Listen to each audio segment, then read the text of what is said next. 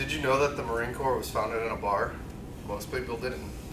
I'll inform you a brief history of the Marine Corps since its beginning. I have done research for the speech, but I was also a Marine in 2006 to 2010. I will inform you about the birthplace of the Marine Corps, the first time African Americans were recruited by the Marine Corps, and about the Marine Corps sword. First, the birthplace was Tun Tavern, a bar.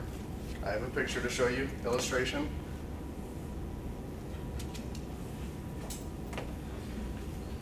It's in Philadelphia, Pennsylvania, where it was. It was taken down 7 years after the Marine Corps was founded in the bar by Sam Nicholas. He became the first commandant of the Marine Corps, which is the highest title an officer can hold within the Marine Corps. He called for 2 battalions of Marines. They were known as the Continental Marines to start. His friend and fellow patriot, Robert Mullen, was the owner of the Tun Tavern, became the first captain and recruiter of the Marines. Which brings me to my second point, the first time African Americans were recruited in the Marine Corps. Here's a picture of some of the Marines, first African American Marines.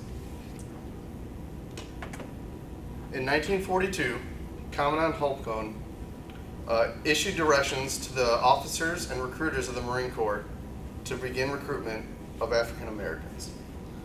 They were trained at Montford Point, North Carolina, which was different because usually they were trained in San Diego, California, or Parris Island.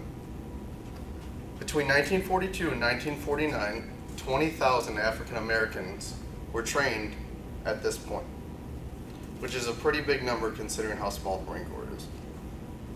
These Marines paved the way for African Americans within the armed forces. In 1949, a general order was given to all Marines, whether African American, Indian, whatever, to be trained at the recruiting depots, Parris Island and San Diego. Montford Point Camp was renamed in 1974. It is now part of Camp Lejeune, one of the biggest military bases in America. And thirdly, a Marine sword. This is a picture of a replica of the sword. It is known as the Manaluke sword. It is the oldest weapon still in active use in the Marines, or any force for that matter. It was first carried by Lieutenant O'Brien in 1805. It was given to him by Prince Hamlet because of the valor he showed in the Battle of Tripoli. This sword was adopted by all officers in the Marine Corps around 1825. Now, there is an enlisted sword. It was adopted in 1895, or 1859, I'm sorry, for ceremonious purposes only. It is bestowed on non-commissioned officers and staff non-commissioned officers by General Commandant Harris in recognition for his leadership in combat. Ceremonial purposes that were used in drilling, such as recruit training, officer promotion, and weddings of a Marine. Now I have a short video to show you of one of the videos of the sword being used.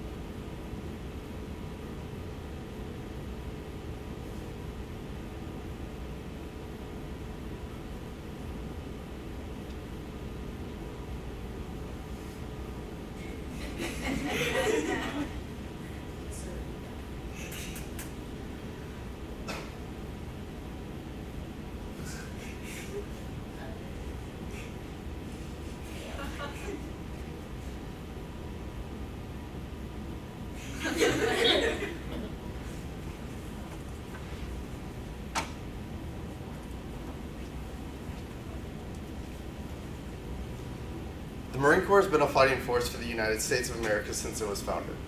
Its history is part of America's history.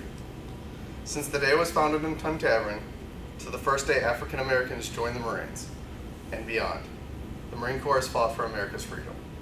The traditions and history of the Marine Corps is important to everyone who served. Like President Ronald Reagan said, some people spend an entire lifetime wondering if they've made a difference. But the Marines, they don't have that problem. Thank you.